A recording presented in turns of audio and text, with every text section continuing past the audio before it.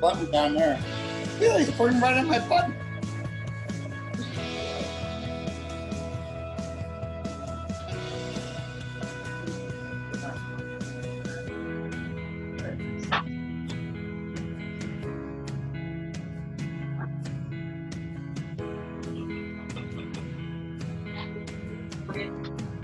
Yeah. And I got it. Right?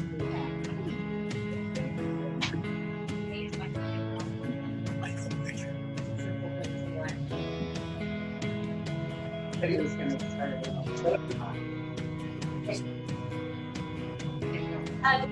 The dress for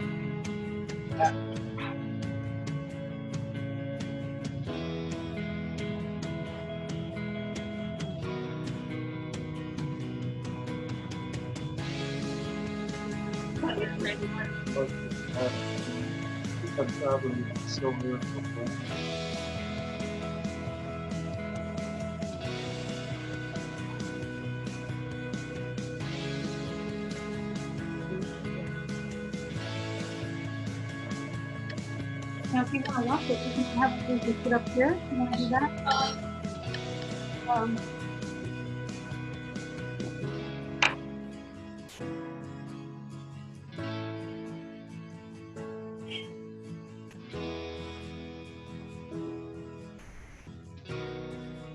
Oh, I know her.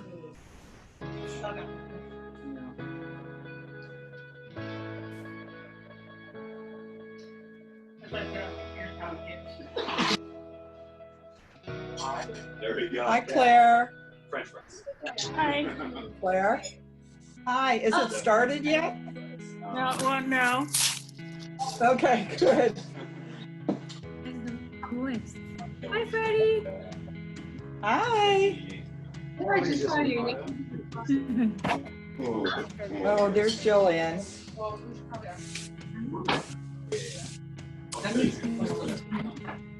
So they have like 100 people. I'm gonna mute myself. 97. What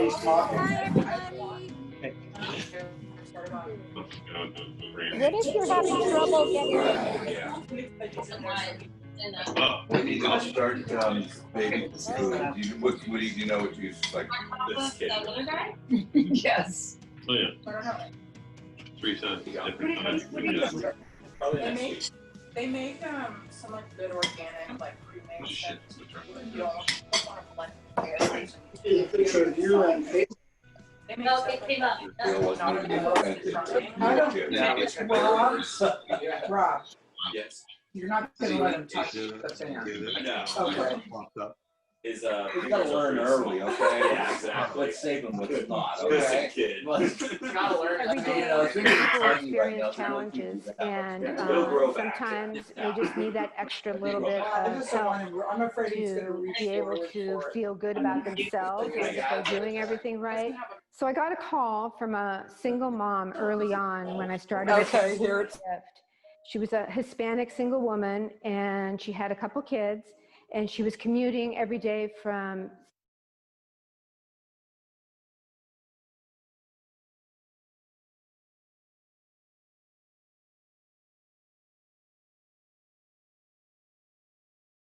we were able to help her with that purchase.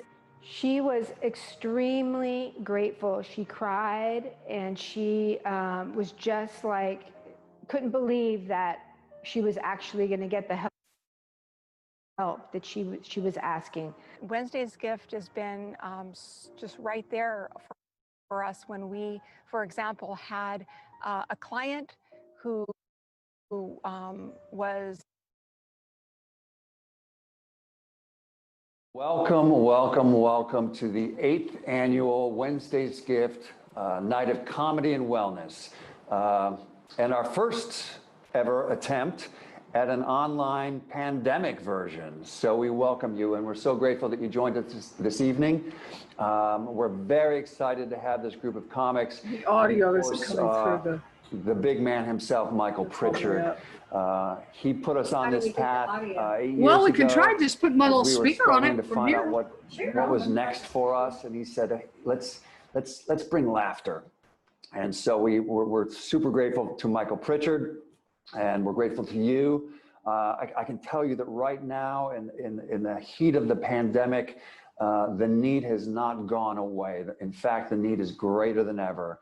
So we're grateful that you took time to buy a ticket and that you're here tonight. And I'll go ahead. And normally at this event, we would do a fund a need, and we would ask that you give above and beyond the price of the ticket, and we'll do that again tonight. Please, if you can, your friends and your neighbors, many of them are out there suffering, trying to hang on, keep food on the table for their kids, keep a roof over their head. And so we ask you earnestly to participate in any way you can. Be sure to mute. Have a great night, and I'm going to turn it over to Michael Pritchard. Okay.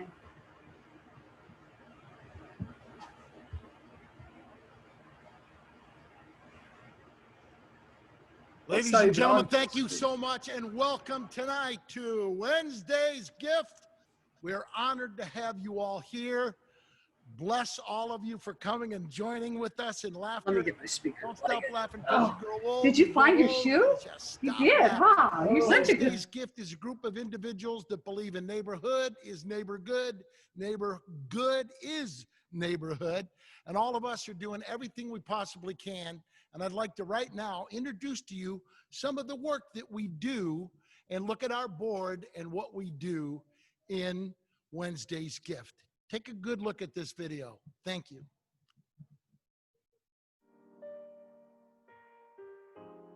Wanting for the first time to really put the effort to be a sober man. And with that came doing a lot of legwork. And the people that I've been involved with, the Wednesday's Gift, the Rons, the Eileens, the Erics, they changed my life. We were doing a handout in these East Bay homeless encampments, and I'll never forget this little boy's voice in a tent, because we jump out of our trucks and our SUVs and we got all these bags and goodies and stuff.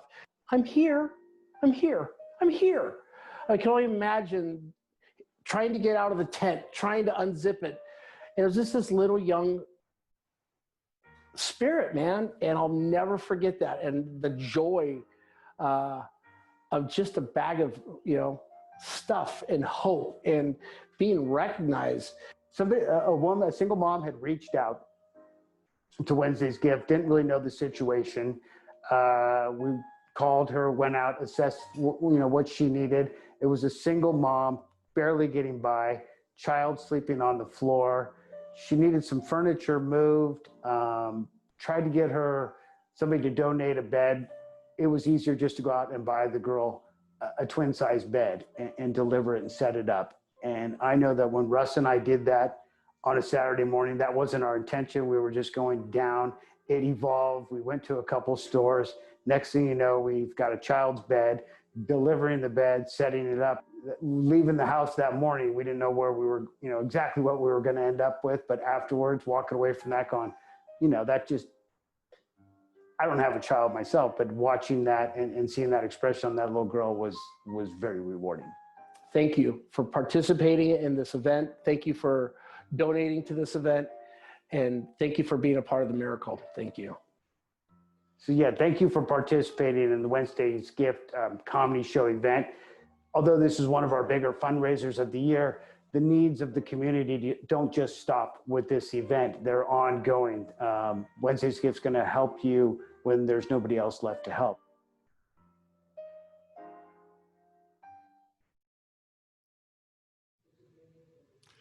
Ladies and gentlemen, I just want to thank all of you guys tonight for being here, for the laughter and joy. We have a fabulous, fabulous lineup, and just thanking those guys for all of our Wednesday's Gift board and members.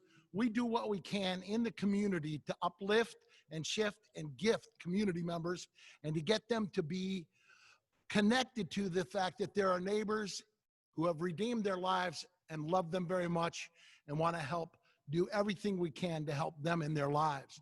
Tonight, we have an amazing comedy show. I've been doing this a long time, But wow, what a show we got for you tonight. We start off with Mr. Mike Meehan. We go then to John Heffern, a superstar as well as Mike Meehan. We go to Joe Klochek, one of the great comedian storytellers. Then we go on to Don Friesian, superstar, been with us many times before, a great human being and a great guy. And then we go to the star of our show, really the headliner and an amazing spirit, Miss Paula Poundstone. And so tonight, we thank you for joining us, and we're honored to make you laugh and think in the times of COVID-19. There's a lot of things that are stressors out there, and when we get together to laugh and pull neighborhood together and bring hearts to uplift, it's medicine for a better world. Speaking of medicine for a better world, my old neighbor from 15th Avenue in the Sunset District, please welcome my good friend, my little brother, Mr. Mike Meehan. Thank you. Thank you very much. So great to be here at the Empress. I'd like to thank all of you. Thank you, Michael, so much. I'd like to welcome my parents who are here, although both deceased, Elma and Walter, are here in their crematorium urns. Thank you, Ernie from TaskRabbit. Thank you. I'd also like to thank my home health aide, Nurse Misseltits, with the B12 shot. Thank you. Giving me needed energy for tonight's show. Also, welcome Rusty, my roommate from rehab. Here. On a release, thank you, Solano County Sheriffs, for a surprise release, bringing him out for 24 hours. I'd also like to thank my dominatrix. Thank you. May I have another? And of course, you, my people. How many people wearing pants tonight? Anybody? My people, welcome. So good to be here. Just feel the hot August breeze, smoky winds blowing through our loins and groins as we help raise some money and help other people. You know, it's so great to be here to help out, because in San Francisco, where I'm from, you see a lot of homeless people, but you also see a lot of people just yelling in the streets, and it's difficult to tell whether someone's off their medication or they're the vice president of a tech company. A lot of people are walking around going, well, I'm in charge of that project. You tell Gladys down at HR that I'm in charge. Spare change? The IPO didn't go so well.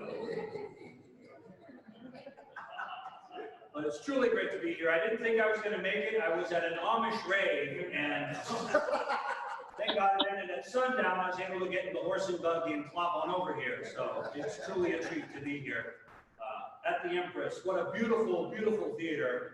And of course, lightly attended like all of my shows, which I'm very comfortable with. So.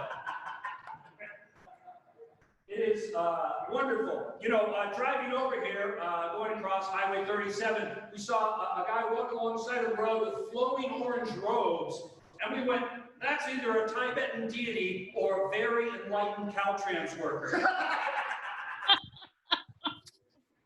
But it is good to be here, folks.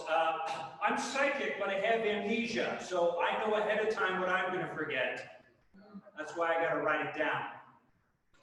Please, folks, take your time enjoying these jokes. I took my time writing them.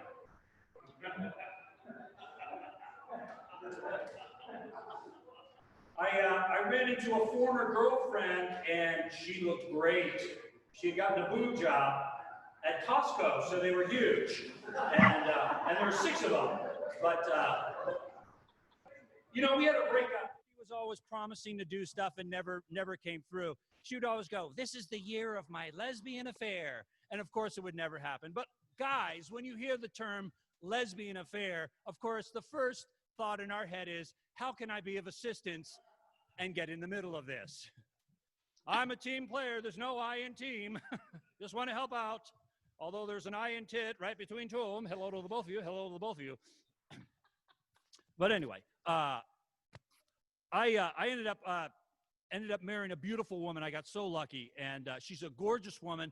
And I know even when I'm an old codger, I'm still going to want to make love to this beautiful woman. And I'm going to call out to my home health aide, or if I really make it big, my manservant. And I'm going to say, Roscoe, lower me onto my bride.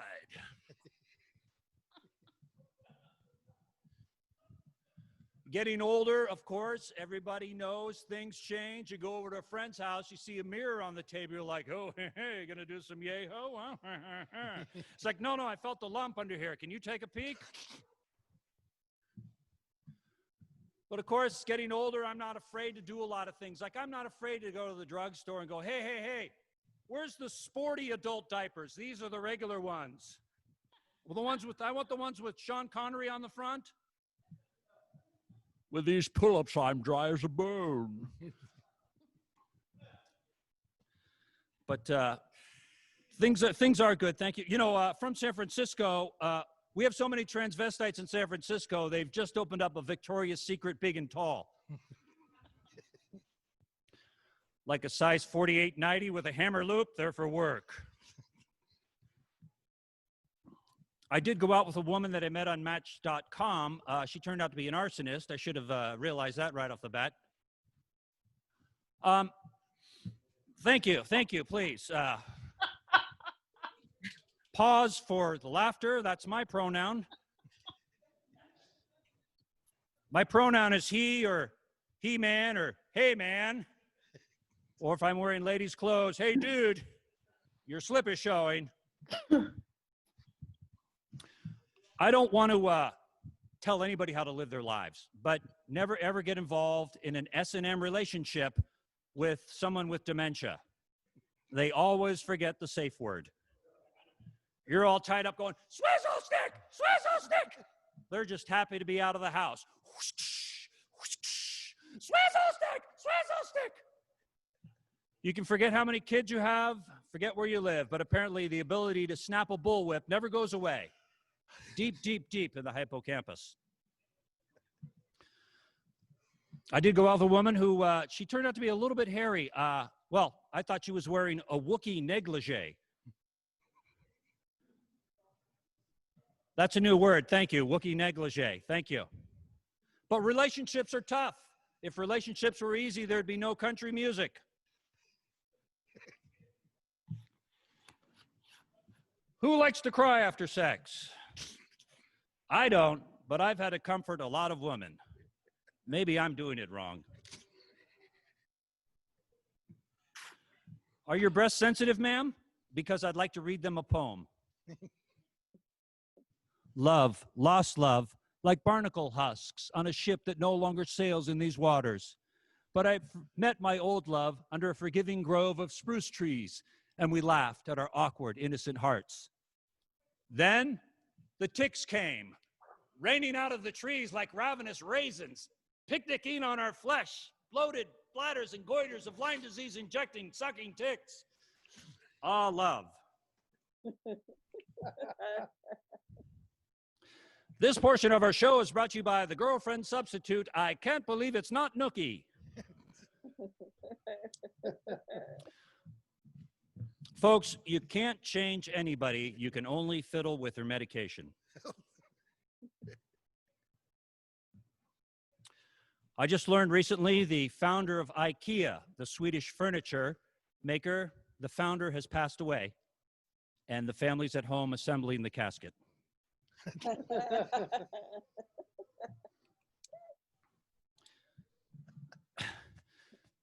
When the joke doesn't go over, a lot of times they go, oh, well, I guess you guys didn't like that, huh? But inside, the comedian's going, give me strength to lift these jokes.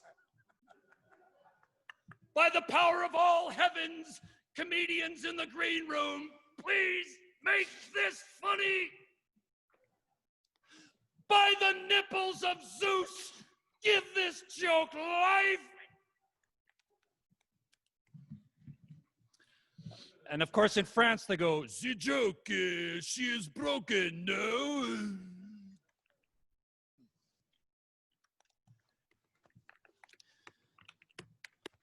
Incidentally, folks, just an update. Our ADD workshop has been changed from 10 o'clock at the Sequoia Room to 12:15. Oh, I've lost you already.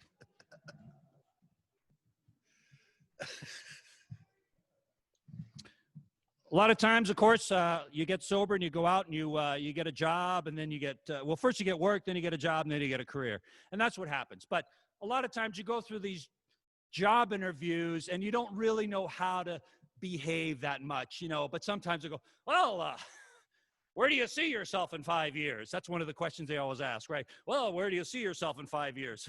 See myself pulling the ligaments off my skeleton for all the bad choices I've made in my life.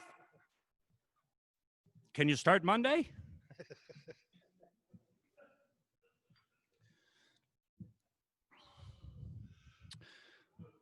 I'm in love with my mortician, and she doesn't even know I'm alive.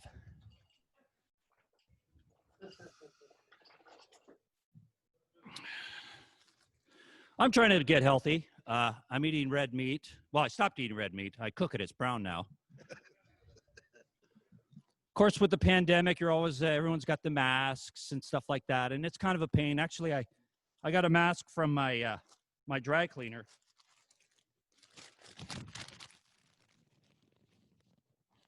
It works okay. Put the money in the bag, and then put the lotion in the basket.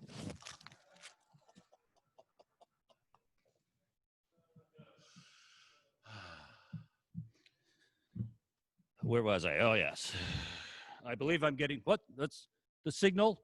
They're either giving me the signal that I've got just a couple more minutes or to begin my 3.5-hour one-man show. So let's get started. In the beginning, millions of years ago, single-celled organisms formed around the underwater volcanic vents. Fast forward to the late 70s and disco's on fire. Of course, you see people walking around with hairdos now, like the man bun, you know, everyone wearing the man bun. Now, if you wore the man bun years ago, you get beaten up for that. But people just walking around with all kinds of hairdos now, it's like no big deal. But in the old days, if you walked around with a man bun, you had to be tough because you had to back that up, right? Man bun, he wears his hair in a knot on his head. If you stare, he'll shoot you dead.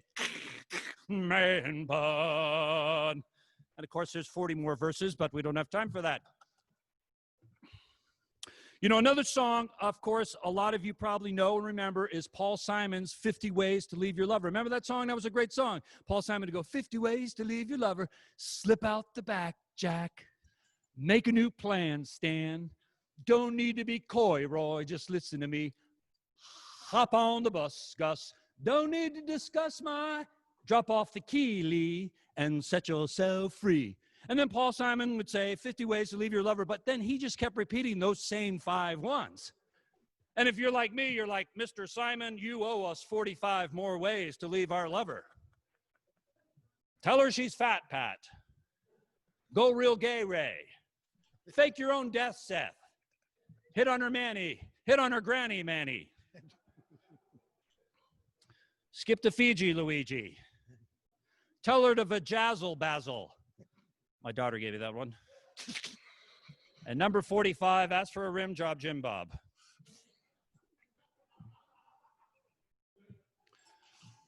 But of course, the Bay Area is a special place because we're so used to accepting people of all stripes, of all kinds of different sexual orientation, color, everything. We have a lot of just diversity here. And we have events here that you don't find in other parts of the country or even other parts of the world, right?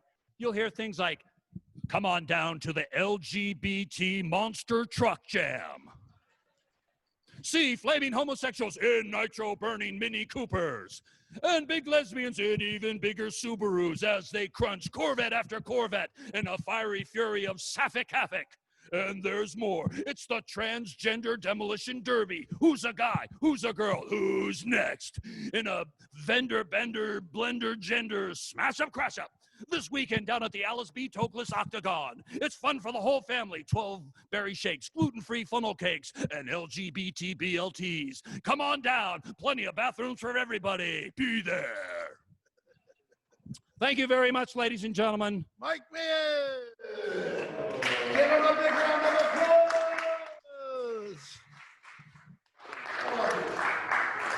Well, I have to say that it is a powerful gift to just let go and laugh with friends and family like tonight. and to be together and to celebrate all the things that we celebrate at Wednesday's Gift. And so tonight, we're going to take you on to introduce you to this wonderful little video that we're about to do. But before we do that, we want to wish happy 80th birthday, TK, from Miss Judy Garland. Happy birthday, TK, and bless you. And we hope you're having fun and laughing tonight. So I want you to know that we're going to be asking you to text in some money tonight as a donation. We'll tell you more about that in a little while. But I just want to intro Sarah Regan and talking about housing and what we do at Wednesday's Gift to help families in struggle find housing and keep housing settled and making sure they have love from the neighborhood. Well, I originally heard about Wednesday's Gifts when I was in Centerpoint program with all the resources that Marin County had. So at the time I had broke my foot. I fell down a flight of stairs. So I broke my foot in half. My disability, I didn't make enough money to, when I was working, to that put into my disability. So I couldn't get that. I already exonerated my resources, and I called Wednesday's Gift. I told my situation and they helped me with rent. They paid my rent. I made a phone call. I talked to the lady. She asked me a few questions. I let her know what happened, and she said that she would come back the next day because she was going to run it by the other people she had to run it by. And it was super easy, super fast. And I got the phone call the next day, and I was like, wow. I was like, thank you. She said, yeah, we're going to help you out with the rent. And I was like, wow, that's really amazing. So it was very easy. I was very relieved, very grateful, very blessed. I just was surprised. I was excited, and I just had like a breath of fresh air. Just like, wow, that was really fast and really great. It's hard to go back to work. I have a baby, you know, it's hard for me to honestly go back to work, to put him in daycare. There's a big pandemic. Like, the resources are very important for us, especially if we need, you know, food or rent or a few bills paid, you know, just temporarily. Like, the donations, the money that comes into Wednesday's Gift is going to help a lot of people who need the help, you know, to be able to move forward, to be able to take care of you for things. If it's there, if it's available, if people have it to give, even if it's a little bit, it all adds up to something of a bigger need. Thank you, Wednesday's Gift, for all your support and for the help and for the blessing.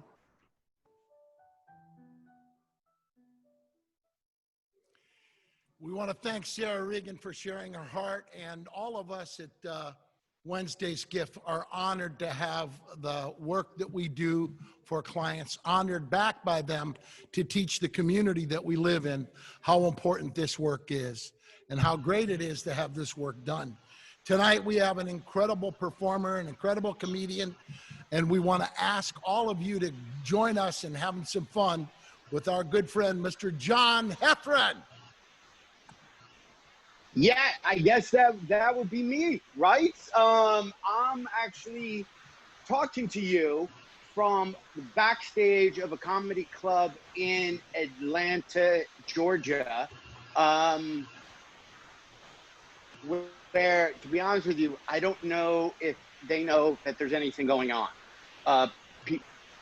People are walking around without masks. It kind of makes me freak out a little. Like, I was in Tampa right before this, and I had a mask on, and then some guy made fun of me, which is weird because in Tampa, Florida, they dress like pirates. So I don't know how, like, wearing a fake eye mask is okay, but me wearing a real mask is kind of weird. So I'm happy to be here.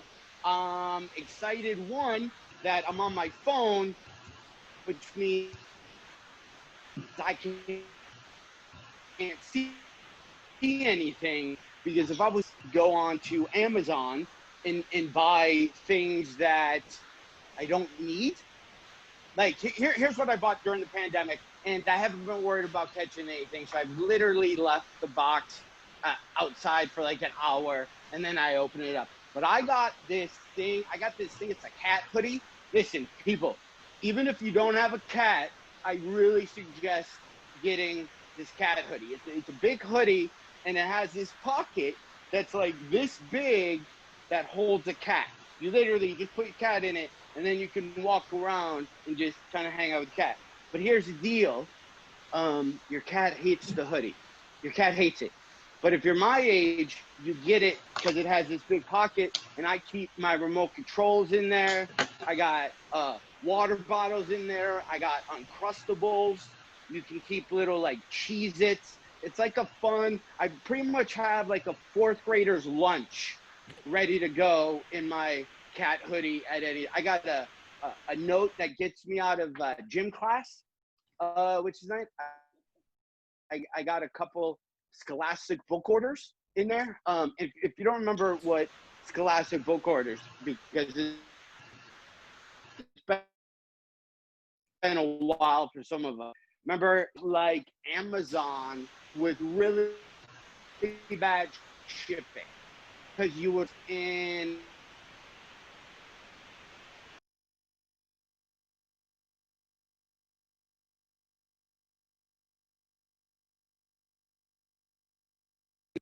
what I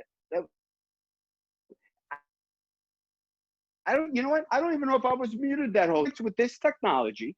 That entire time I was talking, that I was muted, and I have no way of knowing whether I was or not.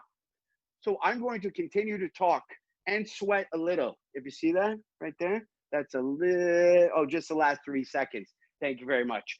And that's another thing too, is turning 50. Anytime I do these young kid type phone stuff, I have to look at, this is me. I have to look at every single thing like this. Also, things, because I just turned 50. One of the cool things is, and I think I'm gonna get it. They make the bathtub with a door on it. I don't know if some of you are familiar, but it's literally a bathtub that has a door, and you open the door and you get in it, and then you close the door. So here's what I'm thinking about the bathtub with the door on. I got a couple questions. One, how long does it take the water to fill? Because that just seems like a long time to sit and just body shame yourself. And then when you're done and you hit the drain button, how long does it take for the water to drain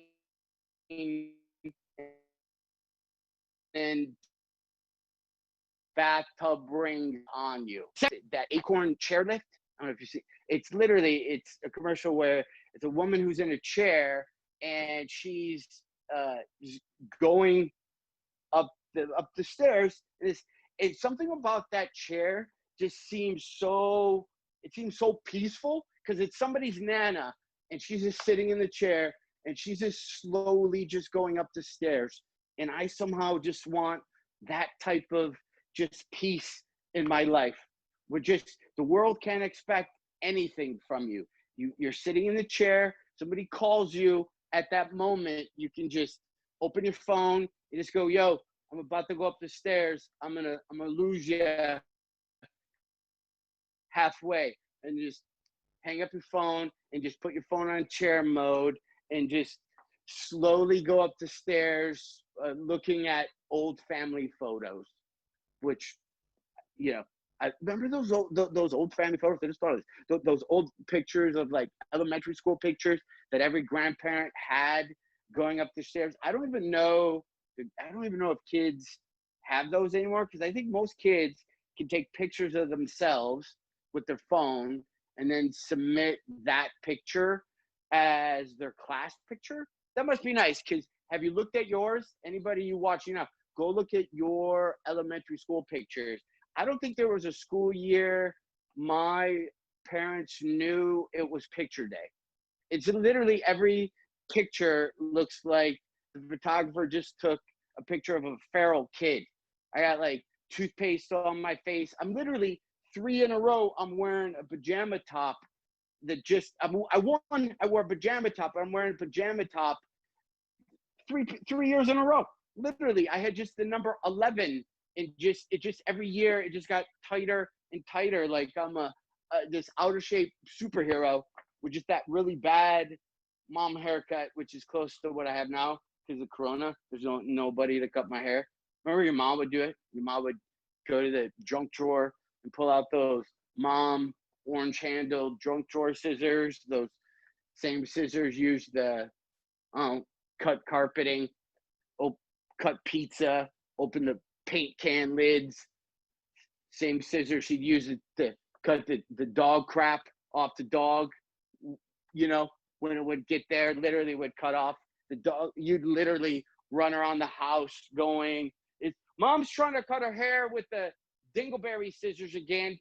But you even care. Those were the same scissors you'd see your mom using to cut off the dog crap. But those were the same scissors you'd use to open up those ice popsicles. Like, I love me the Otter Pops. What flavor you have? I have strawberry dingleberry. What about you? I got banana dingleberry. You know what this is going? Because I can't hear anybody. I don't even know if I'm mute. I literally have the same feeling as when I got divorced and I was sitting across from everybody's attorney and nobody was saying anything to me. It's literally almost by the way. So I got divorced and I moved. I moved. Not the first time I've just talked to myself randomly, not knowing if anybody's listening. I've had teenagers. I moved to an old house that was built in 1820. My house was built because, why would I want consistent temperatures in every room I would go? That would be weird. So what happens is I'll walk into my kitchen and it'd be super hot. And then I'll walk into my living room and it'll be super cold. And then I'll get the chills and I'll be like, I have COVID. This is it. But I've also played this game called Guess What's in the Walls, which is a fun game if you haven't. And there's nothing but corn all around my house. And if you're my age, you might get this reference. It's a little scary because there were two corn movies growing up. One was about baseball players that had catches, and then the other one was kids who tried to kill old people. And when I was a teenager and saw that movie, I was pro kid. I'm like, yeah, what, old people, they totally should be killed in cornfields. But now that I'm 50, I'm in the demo of the age that these kids would want to get. So I'm a little bit afraid. And also today, side note, because I did 3 shows before I ran into here, and they've made the temperature in this office. I think they do hot yoga. Like after the comedy shows, they allow people to do hot yoga in here. I was talking to somebody who has to self-teach kids because, right, so many school systems right now have at-home online learning. And I feel sorry for those kids. I think we've let down kids from 5 and younger don't know anything's going on. But from 5 to 19, they were expecting adults would have their backs and know what to do in this situation. We've done nothing for them. Nobody has anything figured out. So I'm okay with kids in about 15, 20 years getting back at us older people and cutting off pudding and Metamucil supplies to the rest homes we're in. Because so many kids are getting self-taught, and I don't even know how parents would. I know nothing. I have a college degree. I wouldn't know how to teach one class. I don't. Maybe if they're doing math, I would say carry the one. That's literally the only phrase I remember. I would say carry the one. And then I think about all the kids being taught. I went to like a Michael's or a craft store, and they had all these chalkboards in the front, literally on pallets. They were selling so many chalkboards because so many families are making at-home schools for their kids. But here's what I don't understand. Has the kid even seen a chalkboard? Or are they just trying to grab money from old people who are trying to recreate classrooms that they had? And if that's the case, are parents buying pencil sharpeners? And just the kids like, I don't even know, what is this? Or, hey, we got a ditto machine that will teach you you can smell the ditto before you hand it in. But I'm okay though. So like in 15 years, 20 years, right? All the kids that were homeschooled, which I don't even know what your homeschool kid mascots are going to be. Like, I guess some kids will be the White Claws or Tito, or the, hey, what were you growing up? We were the Tito's and soda. Oh, really? We were tequila on the rocks. So all those kids are going to be in charge of my age group, right? So again, I'm 50. Let's even put it a little bit further ahead. I'm just too young to be able to move into like a retirement community and stuff, which seems like that would be the place to live. But I have to find fake ID or something. I'm just not old enough to move in one of those. But I'm excited to move into one of those because here's what I'm thinking. No kid 20 years from now is going to know cursive. I don't think it's going to happen. No parents are teaching cursive because I don't even know if you can still buy that paper with the dots on it, right? So nobody's going to know cursive. If you're my age and older, how is this going to benefit you? Here's how it's going to benefit you.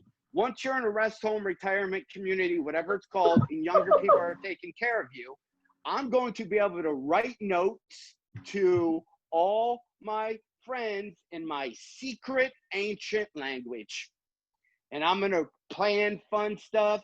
Hey, everybody, I'm stealing pudding at 3 p.m. and I'm gonna draw 3 o'clock because there's no way anybody's going to read analog time 20 years from now. And those kids aren't going to see paper just being passed around because they've never seen paper.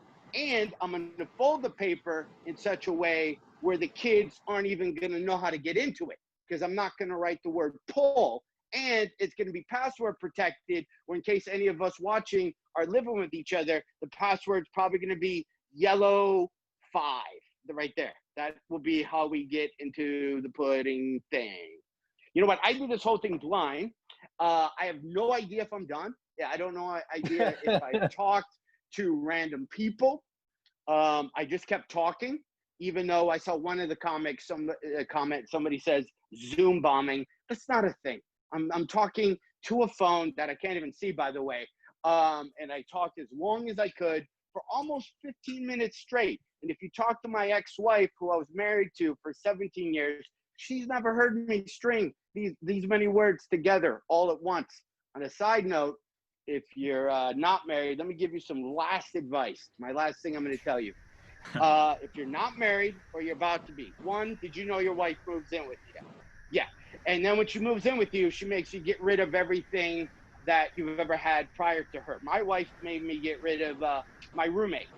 And I miss Rob. Never once did Rob ever jump up onto the couch and stick his toes under my butt because they were cold. Okay. I'm not saying I didn't love my wife at the time, but I miss Rob. And one of the biggest things I want you to take from this, you non-married people, with your partner, whatever your partner is, here's what I learned. The last thing I'm gonna leave you on: the rug that goes right next to the tub is never supposed to get wet. You hear me?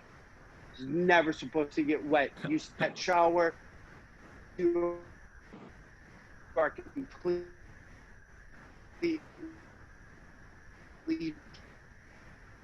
dry. Those rugs and those use your bathroom. Thank you so much. I could. I don't even. I might have FaceTime my dad right now. So hopefully, I've actually talked to real people, and I wish you the best of luck. They're gonna give you great info on how it's caused and how helping you. We want to thank John Heffron. What a great and phenomenal set, and he is so fun, and what a great gifted guy. And coming to us from Atlanta, we had a few tech bumps there, folks. But you know, I was talking to kids, and I said, all of us, we have to remain optimist, stoic, believing in the stoic belief in optimism. And one of the young millennials goes, "But Mr. Pritchard, we're in the world of technology, and we live in a constant state of disappointment." Well, I mean, we can have those disappointments, but right now, I want to tell you that we have already raised $19,000. Yes. And I have to thank Catherine Martinez, Robert Ladd, Elizabeth and Croce. Thank you guys so much. You guys are awesome, and we appreciate you so much. And all of the folks that are donating in tonight, we're going to put it to good use. And speaking of the good use we put it to, I'm about to show you an incredible guy named Oscar Curry, and he's going to talk about the prison clothing that we do to help men in the community make that transition with pride, with dignity, with respect and love. So important for all of us to uplift those folks coming out, to reunite them in the community and bring heart to the community. So watch this by Oscar Curry. I've been out of prison for almost 4 years now. I'm making a transition. As you see, you know, society has changed over here for us in America. We got to wear these masks now, which I never thought. But Wednesday Gift was really a tremendous help to me and my family. You know, I was able to, you know, use it as a stepping stone to get where I am now. I was given, you know, a nice amount of clothes that I can use for job interviews and in my daily life. The people were very friendly. They had a lot of volunteers. I met a lot of people, met a lot of contacts. They were able to give me a little bit of finances to help me along the way because I really didn't have anything. And so that's how Wednesday Gift was a great asset to me. You know, I really like to thank everybody from Wednesday's Gift and all the people that volunteer and all the people that come out and help with this type of program. You know, I would like to see it expanded. I would like to see it, you know, more than Wednesday, you know, because times are hard out here now. You know, a lot of people have lost their jobs and due to COVID, you know, work is hard to find, you know, food, clothes, and shelter is hard to find. And we just need more programs like this.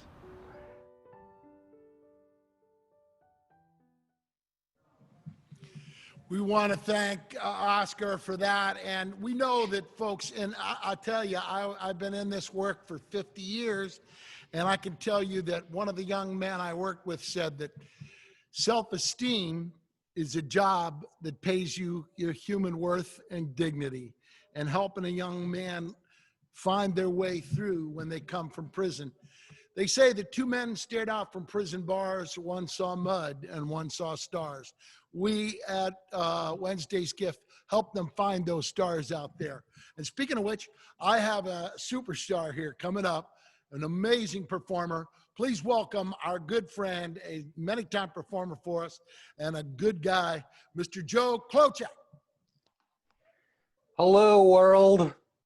I'm coming to you live from San Francisco over Zoom, and I gotta tell you that half of the show, half of what is entertaining is just clicking on the gallery view and seeing all of you in your homes, sitting on your couches watching this. It looks like the opening to every Law and Order episode I've ever seen. Then the other half of the fun is just looking in the chat at people that are very confused, asking questions like, has the show begun? Turn down your laughter. That is something every comedian dreams of hearing. Turn down your laughter. But we're all getting through. We're all figuring out the new technology in this bizarre age. And it is a bizarre age, man. Before I go on, though, yes, I have a mohawk. This doesn't mean that I've lost my mind. It means I lost a bet. And I followed through. I lost a bet. I did. And I did the mohawk this morning when I was getting coffee. The kid behind the counter looks at me and he goes, what are you supposed to be, a middle-ageosaurus? That's great. That's great. You know what? Now I'm going to use that tonight on a show. Thank you for that, and I'm not going to tip. You might be the future, but now I hate you. And then I'm on my way back to my place to enjoy my coffee, and I run into a guy who's arguing about not voting for Biden. And his argument for not voting for Joe Biden is, look, do we really want an old white guy saying crazy stuff and not sure what he's doing? Yeah. What would that be like as a president? I can't imagine what kind of craziness would unfold if we had an old white guy with questionable history who didn't understand technology and was prone to saying hypothetical bad stuff from time to time. What would that be like? I can't imagine. Oh my God. And I'm in California, man. We've got a virus going on. We've got fire going on. And everyone's like, Joe, how do you stay so calm? I live in the Tenderloin. Okay? Armageddon is every day for us down here in the Tenderloin. I was coming around a corner the other day and there's a guy standing there and he's like, hey man, you want to buy a crib? And he's got a crib set up right there. I'm like, no, I don't want to buy a crib. And then he's like, could make a good gift for someone about to have a baby. Yeah, I don't know anyone who's about to have a baby. And then suddenly he just goes, $5. I bought it. That's a deal. You're not going to get that on Amazon for $5. That is a good deal, man. I have another friend who right before the lockdown happened, right before we all had to be stuck inside, he bought a Great Dane dog, right? So he's been trapped inside his tiny apartment with a Great Dane dog. And I'm like, what's that been like? And he's just like, it's like having furniture that shits. Okay, that is delightful, man. That is delightful. Yeah, and I don't know if you've been paying attention just to local news. Gavin Newsom came on the air and said, well, we've had 10,000 lightning strikes in the past 48 hours that have resulted in over 300 wildfires. That's not a news story. That's the text that appears on a screen right at the start of a movie starring Dwayne "The Rock" Johnson. That's what we're all like living in some Armageddon movie. And if you really also want to feel old, this is the 26th anniversary of O.J. Simpson's Bronco chase. Yeah, do you remember the Bronco chase? I have a friend that calls me every year, don't ask, very long story, on that, because we were together during that, and he still laughs at it because as a younger man, I was drinking, perhaps I had some marijuana, and we were in a bar, and this volume was turned down on the Bronco chase, and after about 5 minutes, I just looked at him and I was like, this is the longest Bronco commercial ever. And every year he calls me just to remind me, hey, you said that. Thank you. I think we can let that go now. I think we can all move on, man. But I have been paying attention to the news. And of course, unfortunately, you can't talk about the news unless we talk about this guy. Sorry to put the screen up there. Sorry to put him up there. I see this photo and I got to tell you that this is the look of a man that doesn't take a shit. I'm sorry to be blunt, but I think we're all paying for it. I also want to tell you that this is an official White House photo. That means that's the photo that they said, we're going with that one. That's the best one they had. I also want to remind you that this is the man that during a protest, when people were outside the White House, what was their solution? Turn off the lights.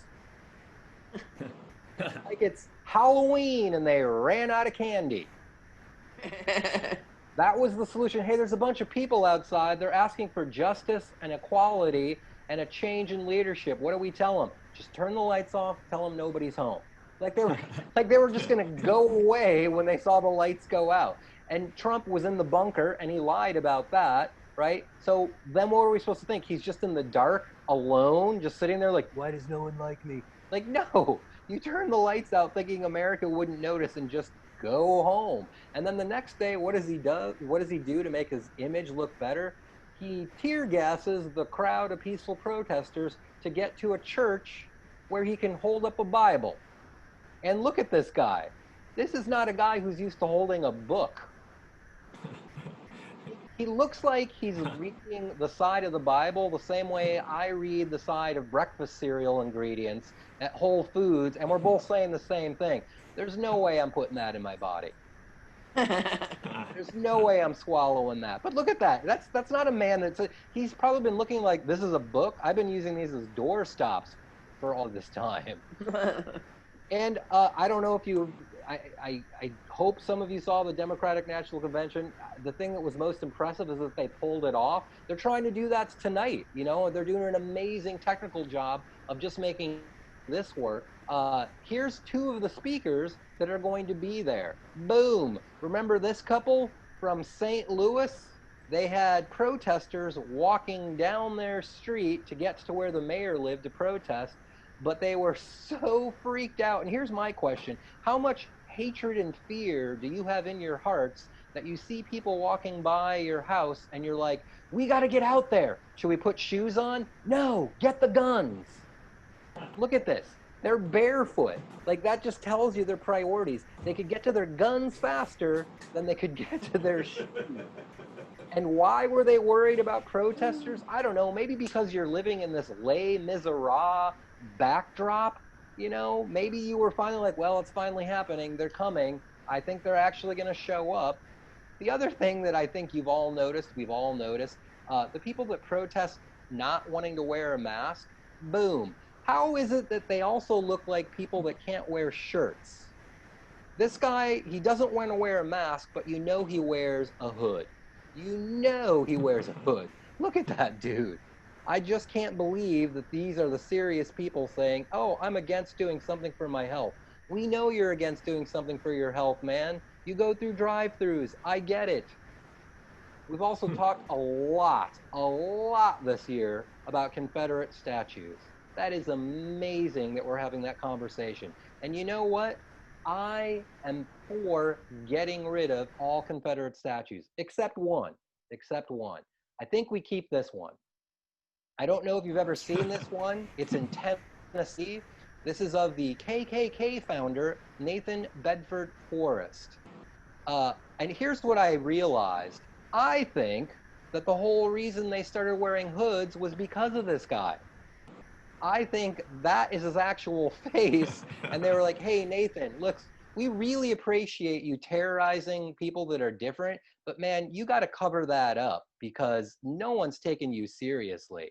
Nobody's taking you seriously. Man, what a wonderful time we live in. You know, before all of this happened, I actually had a blind date. And thank God the pandemic hit when it did, because I might have had a second date.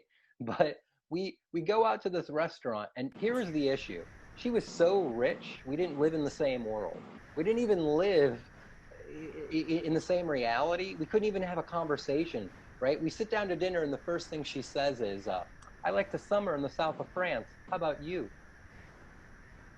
People really say that shit? Are you kidding me? I mean, I spent the summer once in Juvie. Does that count?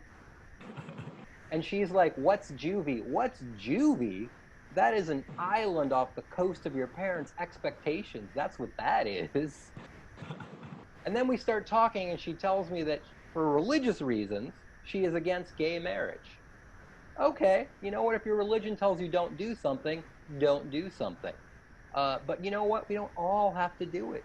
That's why, you know who I respect? The Amish, right? Because the Amish know they're living in the modern world, but they know that they've got to take precautions for that, right? So they put reflectors on the backs of their horse and buggy so no one will rear end them and just go around them.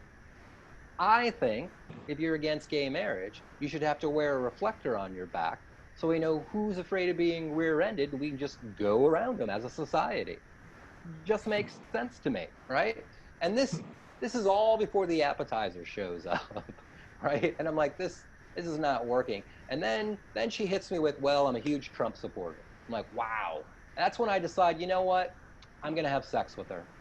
Because when am I going to get the opportunity to make a Trump supporter feel sad and miserable and cry all night? It just seemed like the right thing to do. Oh, you got to Trump keeps saying everything is a witch hunt. It's a witch hunt. It's a witch hunt. And I just think, you know what? Fine. Let's do it his way. If he floats, he's guilty. End of discussion, man. End of discussion. I hear the saddest faint applause. I like that. A lot of conversation going on in the chat. Some people very upset that I made fun of Trump, and they are just astounded that a comedian from San Francisco would dare to make fun of Trump when people are giving money for a good cause. I know, it's just crazy how people have different opinion than yours in the middle of a comedy show, but whatever, I digress. Let's move on, because I still have 3 minutes to possibly insult someone. I grew up in a very religious home, and I'm not judging anyone for the religion because I don't have enough time. I do know this, it can be confusing as a kid, right? Like I heard the word faith every day. right? And I asked my mom one day, what does that word really mean? Here's my mom's entire speech to me on faith. It's invisible, it makes you feel warm, and it gives you courage to do things. Vodka. Vodka. That is the perfect explanation of vodka, right? And I got no information about sex growing up. Once we're on a family vacation, we're all in one hotel room. In the room next to us, there was a couple having really loud sex, and I mean, they were going for it, right? My little brother and I are freaking out. We're just like, Mom, what's going on in there? My mom doesn't know what to say. She panics and just goes, oh, that room, it's haunted. Yeah, that's not going to cause problems for me later in life down the road. You know what that means now? That means every time I want to haunt my girlfriend, I've got to get loaded on faith. That's what that basically means. I do feel lucky to be in California and not in my Midwestern roots because, man, things happen here. The most exciting thing that happened in the town that I grew up in is they discovered dinosaur bones, right, by the side of the road when they were putting in water pipes. And we drive on out there. My mom looks at the dinosaur bones by the side of the road, turns to my dad and says out loud, you know, I am surprised they came so close to the road. Wow. What can you possibly say to that, man? I had my dad visit me in San Francisco, and he gets here, and my mom is just like, why don't you show your father the city you love so much? And I have no idea what to do with him, right? We ended up in an art gallery, and he's staring at this painting that costs like $30,000. He can't afford it, right? And he's staring at it, and the woman who owns the gallery comes over, stands next to him, and says, I like this one a lot too. It says something about where we've been. It also tells us where we're going, and at the same time, it says a lot about where we are today. My dad just looks at her and goes, well, so does a calendar, and that costs $10. I just want to tell you folks, I am responsible for the content of the humor. If you didn't appreciate it, that's all right. You didn't appreciate it. This is still a great cause, and they do a lot of good work. Don't take it out on them. Don't be that kind of a person. If you didn't like me, send your hate mail. It's Stand Up Joe. I'll even give you that. Don't take it out on them. All of the comedians, we're just trying to bring laughter. We're all trying to figure out this new Zoom format. And please just vote, wear the mask, and also get your information from scientists. That's enough for me. Thank you very much. Good night. I turn it back to Michael Pritchard. Love him. Gentlemen, I just want to say that tonight we are raising a lot of money tonight for suffering folks on the street. In any neighborhood you live in, there are differing opinions about everything. We ask you to suspend judgment, do what you can to think about. An old line by Mother Teresa is, if you judge people, you never have time to learn to love them. There are people out there laughing, there are people not laughing, but you know what we're doing? We're helping suffering people out on the streets. We're feeding hungry people. We're helping women and men coming out of prison. We're helping domestic violence folks who have been prisoners. The line I teach when I'm talking is some folks don't have relationships. They have hostages. Tonight, I'd like to introduce to you an amazing thing about the housing that we do for domestic violence situations. And we'll kick that on. Here it comes.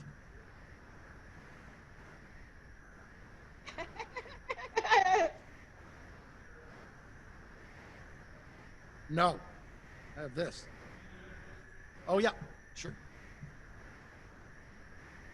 Ladies and gentlemen, our good friend who's been with us many, many times, please welcome Mr. Don Friesian. Okay. Hey, welcome to this well-oiled machine we got going. We're cracking right now, huh? By the way, if anybody feels the need to, the urge to turn on their, to unmute themselves and laugh where some of us might hear it, that would get no complaints from anybody here. Oh, see, that's... Good job. Okay. Keep up the good work.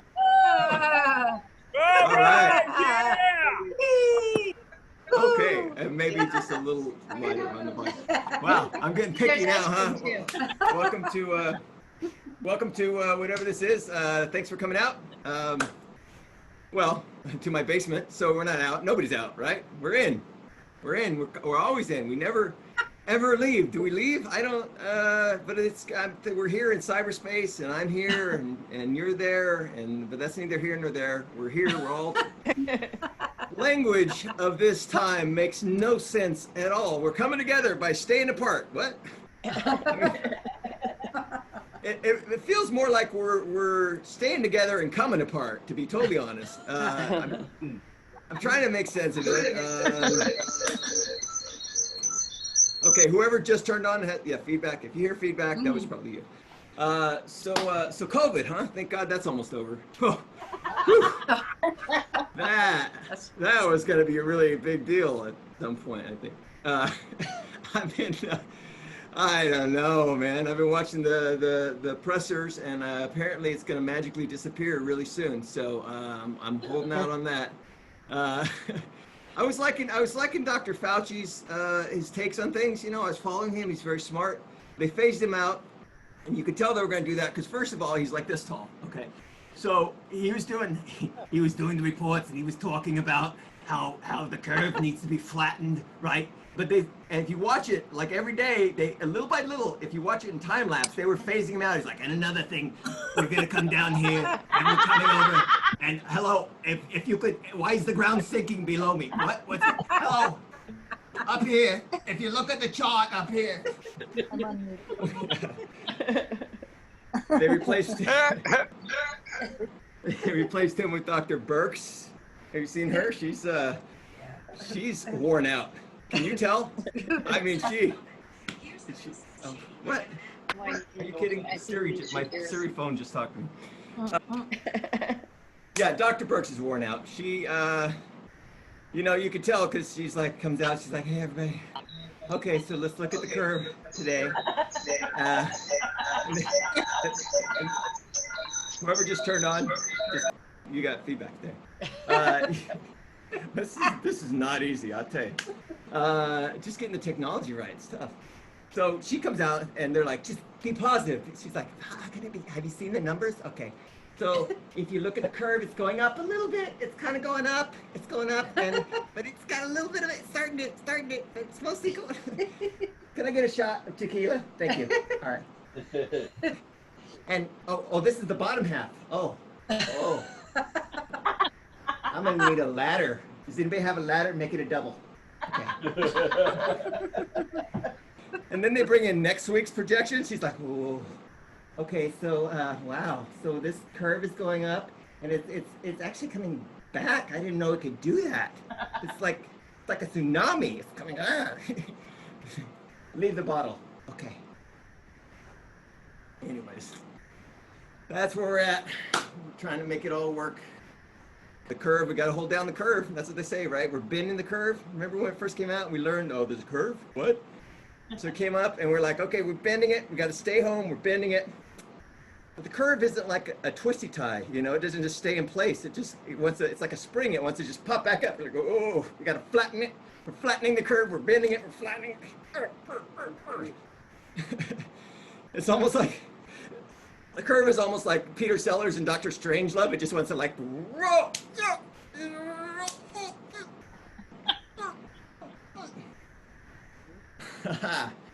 oh, it's too hot in here for physical humor. I'm sweltering in place.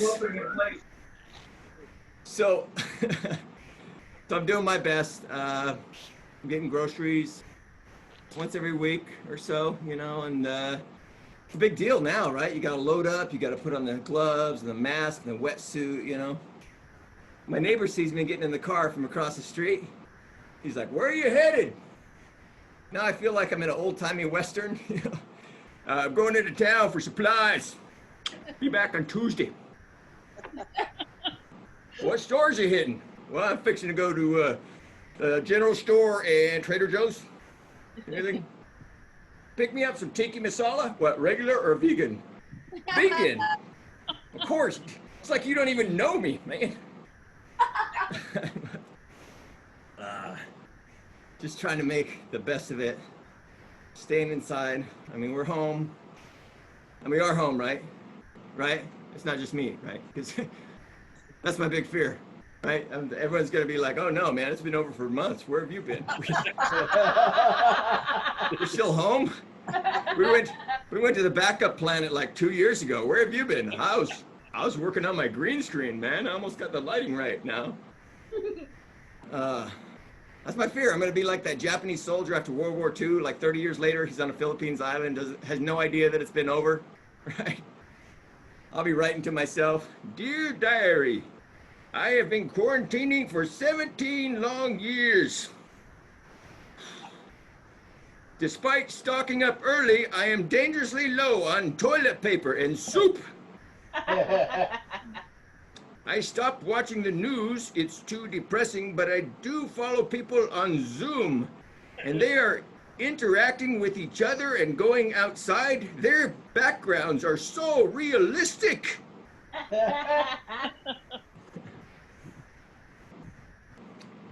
The good thing about the pandemic, my Prius is doing amazing. I've been getting like 3 months to the gallon. So, wow.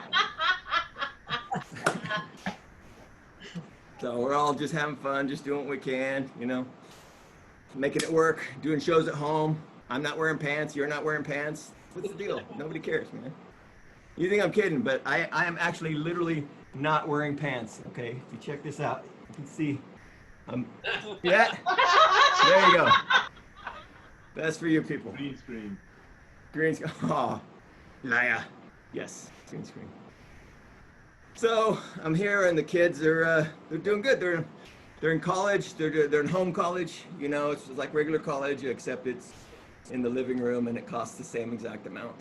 So, you know, it is what it is, man. I knew college was gonna be expensive early on. People started foreshadowing it. You know, when my kids were young, they're like, with my son, "Are you saving up for his college yet?" I didn't even pay for my college, man. Yeah. My whole Cats in the Cradle song is gonna be totally different. You know, boing, boing, my son went to college the other day, but I still have my own student loans to pay. Yeah. Well, the checks in the mail and the bills are due. The interest on my loans continues to accrue. When you're catching up, that I don't know when, but we'll be filing chapter 10, yeah. As I hung up the phone, it occurred to me, my boy makes more than me. He's only 23, and he's living in my house for free. What are you gonna do? So let me do a bit about language. I love the English language. It's flexible. You can make up words. People know what you're talking about, and we do a lot too, especially with food. Right? You know, did you eat yet? Well, I ate, but I didn't eat. All right. You don't have to explain nothing. You know, people know what you mean. It means you're hungry, but you're not really hungry. Maybe you just had a snack. I thought you were on a diet. Well, it's not like a diet. Come on. I'm a vegetarian. You just had meat. It wasn't meat. It was mahi. All right. I'm just not all that hungry per se. I love when people use per se. They're really saying whatever I just said, not even really true. Okay. So you're lying? Well, I'm not lying. Come on, man. It's not true. It's just not true. That's what we do. We exaggerate. That's why we have words like necessarily. That's the most non-committal word in the whole language. Necessarily. You agree with me? Not necessarily. So then you disagree. Not necessarily. The same word, man. You have no idea what I'm talking about now, per se. No. Sorry, I mean, I was listening, but I wasn't like listening. Yeah. I mean, to be totally honest, I wasn't actually even listening at all, right? Now we're getting somewhere, because you're not really doing something if you're not actually doing it. Like, actually is the one truthful word in our whole language. It means what it means. It's the actual truth, the truth. And actually can change the whole conversation. Like the other day, I was supposed to be doing chores, right? My wife called me up. She's like, "Did you do the laundry yet?" And I was like, "Why? What time are you gonna be home?" Right? So, because she didn't want to know, like, you know, when would it be done when she got home? She wanted to know if I remembered to do it on my own, right? That's the little game going on here, right? But I knew I had enough time till she got home to make that game, to win that game, because I could finish it. So I was like, "Yeah, I did the laundry." Then she's like, well, did you actually do the laundry? Well, no, I didn't actually do the laundry. I mean, technically, no, yet, not yet. Like, I didn't literally do it. Is that what you meant? Dang, I would have done it if I'd known she was going to get all actually on me. Did you at least separate the colors? Not necessarily, no. All right, tell me you started the dishes. You mean like the dishes? Not necessarily, no. Yeah. So that's what we do. We exaggerate, right? Truth be told. I love when people throw that one. Truth be told. Like, you ever get that one? Somebody's been talking to you like 45 minutes. They're like, truth be told. Well, what were you saying before that? I assumed you were telling the truth the whole time. The truth just started just now? Can I be honest? Why start now? Well, I'm not going to lie to you. Oh, thanks. Yes. I didn't even know that was a favor, truth be told, you know. That's why I think English is such a hard language to learn as a second language. We have all these cliches. We have all these exceptions to the rules, you know, like other languages are more straightforward, like Spanish. I've been living in Southern California 30 years and never once heard anyone say, es bueno, pero es no bueno. Es bueno-ish. Actually learned Spanish in high school. Well, I didn't actually learn it. I didn't like learn it, truth be told. But I was in the room while it was being taught. More or less. I wasn't necessarily awake the whole time per se. All I remember is the opening dialogues when you first greet someone. And that part stuck with me all these years, right? So I'm in Mexico. And, well, it wasn't like Mexico. San Diego. Mexico-ish. And everyone else is speaking Spanish around me, so I think here's my chance to fit in. I can at least greet someone. You know, so I did. I was like, hola, ¿qué tal? Right? But then the guy answered me with some Spanish sentence from a chapter we never got to. Look, I can tell you're really good at this, but like if you could stick with the script, that would really help me out. I think your next line is bien y tú me llamo Paco. And I say, la familia está bien. You say, sí, señor, bastante bien. And the bell rings and we go to third period.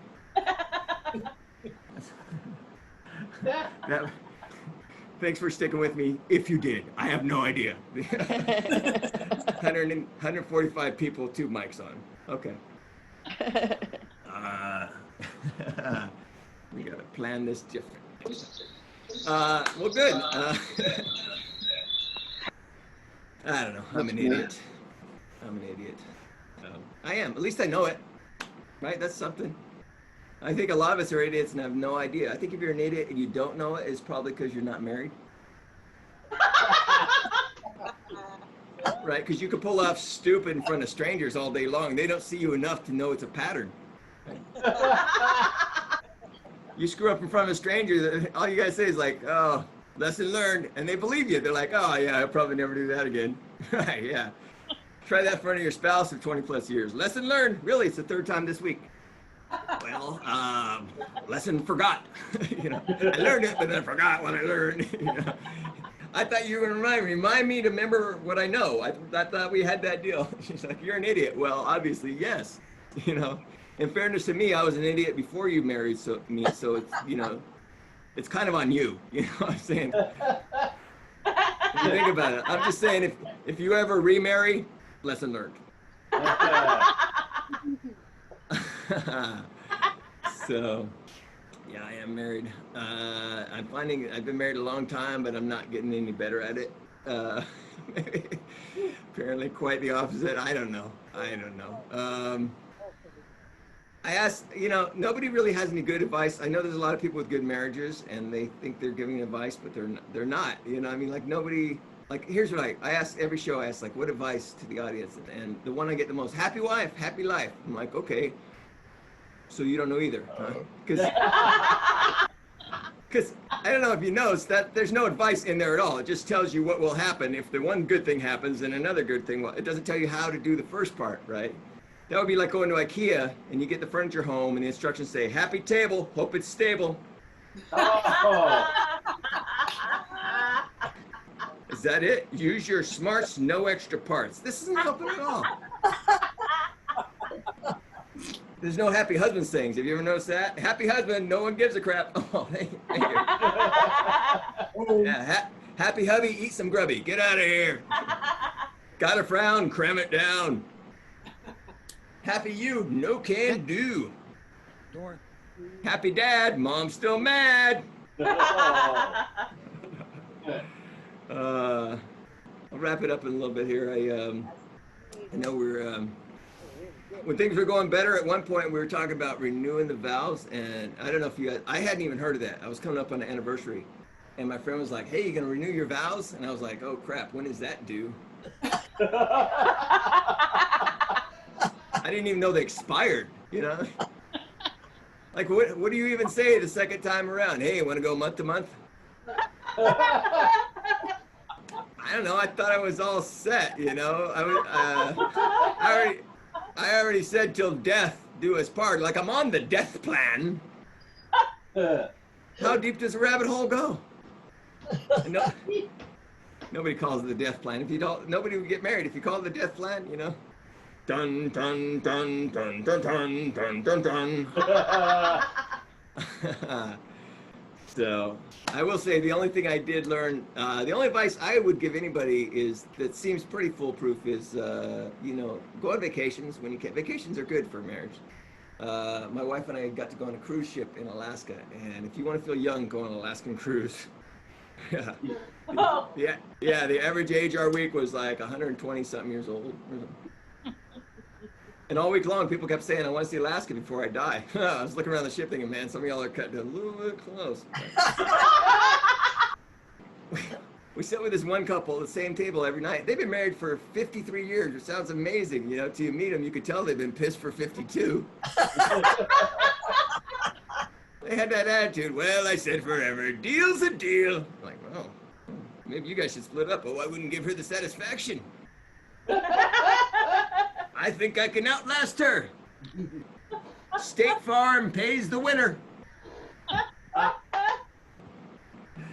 Hey, thank you guys so much for doing this. I appreciate it. I know it's, you know, first they had to put it together, and nobody knows what they're doing in this environment, but you guys are still giving despite. So thank you so much. It's a great cause, and I hope to see you again sometime soon. Hey, thank you. Nice job.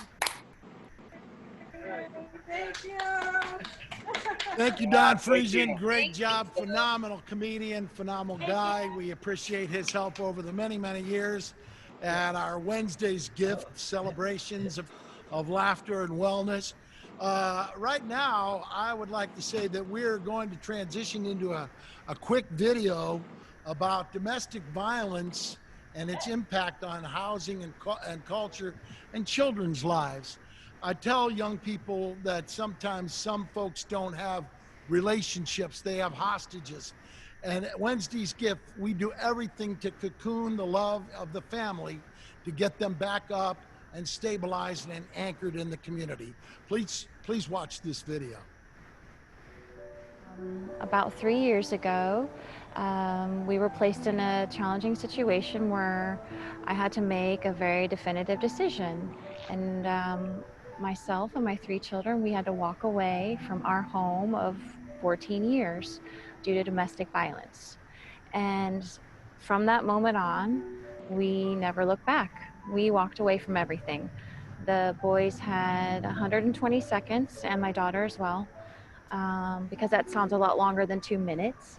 120 seconds to grab a bag, a stuffy, a blanket, an electronic, anything that they could fit, and we all walked away. We had to find shelter wherever we could find it. We had to find shelter with people who might let us in. We couch surfed. We lived in hotels. We lived out of storage units in my car. Eventually, we made it to the family shelter on Mission Avenue through Homeward Bound, and we stayed there. And you're allotted up to 6 months in that one facility. Now, our time frame was running out. That's when I was alerted to Wednesday's Gift and reached out because we were literally 2 weeks away of moving out of the shelter and trying to find some other place to live. And that's miraculously when Wednesday's Gift showed up. spoke to somebody, they answered my call, listened to our story, and then we were gifted the money to help us move into the place that we now call home. And it's been a real blessing for us. So I was actually quite surprised at how quickly Wednesday's Gift responded to me. And then I think there was a decision made pretty quickly within 48 hours. But it was unbelievable. Like the services came, the support was there, and then all of a sudden there was this huge sense of relief for myself and my kids because I knew that we at least had the next step. I didn't know beyond, but I knew we were being cared for. It's just a bit of release after for quite a long time of basically not being still for a moment. It's like now we can finally settle down. It's like and actually enjoy ourselves and not have to worry about every moment, just every single second. It's just we can live partially normal lives at this point. Wednesday's gifts are super helpful. I like them because they gave us this beautiful home with animals, trees, birds, bees, bushes, everything you would need in life. When families get torn apart by insurmountable circumstances or challenges, you don't know what's going to happen in a moment's notice. And you don't know that you'll ever be able to repair or restore what you used to have. And through Wednesday's Gift, we were given something that was priceless, which is a moment for our family to rebuild and heal and all of a sudden remember what it's like to be in that thriving place. So you're helping us change our lives to become better people. Mm-hmm. Thank you, Wednesday's Gift.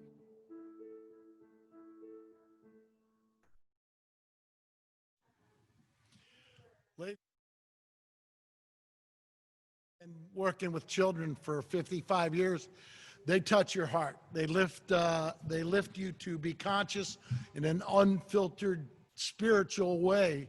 And when you hear them talk to us directly about the need that's out there to help them and their families, and the need that we cover at Wednesday's Gift, it cannot get better than that. That's what tonight is all about. That's what we're here for. And we're lifting folks up with laughter that are isolated and lonely sometimes. And we're filming this for the long perpetuity to help people understand we've got to keep doing this and cross-pollinate this across country. Tonight, I have to say, for our fund to need, we are looking to raise $20,000 to meet that fund to need. That's a lot of money, folks, but I have to tell you something. Folks are coming and they're showing up in a big way, and we want to thank them. We're asking anybody who can donate on a level of like $10,000. If somebody could donate $10,000, and already we have an amazing thing from the Frank Swain family. Frank Swain, thank you so much, and thank your family on behalf of us, donated $10,000. $10,000. That's a blessing to many folks and many families and many souls who are out there in need. And if anybody else can donate, give us a buzz on the line text in and give us a call and try and see if we can raise that. We'll announce some of the other donations that are coming in as they come in. If we can go to 7,500, 7,500 is a good sum of money to give. And already we have leadership examples. I always tell the kids that readers are leaders and leaders are readers, and that it's important for us to notice that the words we say to each other, the things we do to help each other, to encourage hearts, are very profoundly important. Kindness, respect, decency. Now, sure, we're doing a comedy show, and there's lots of different types of comedians, lots of different types of comedy, but we're going to laugh together, share together. Some folks will like that stuff, but tonight, I will tell you, I'd like to see some of us give 7,500, and already we have from Caldwell Law Firm, $7,500. We thank you guys so much. Mike, with your awesome spirit. And all of us know that each and every one of us in our own way can make differences in the lives of all these folks out there. You saw what we do with our folks coming to help get clothes to go out on employment calls. You saw the domestic violence folks that got an opportunity to get housing, stable, anchored assistance from Community Unity. And Community Unity is really what it's all about. More than at any other time, we need that right now. There's a huge need out there. And there are folks out there, I know there are folks out there in philanthropy. I know that there are folks out there in foundation work. I know that there are bankers, and I know that there are folks who can help us. You know, whatever sum you give, we're going to be grateful for, and we'll put to good use. And it goes right to helping folks on the street. That's how we roll.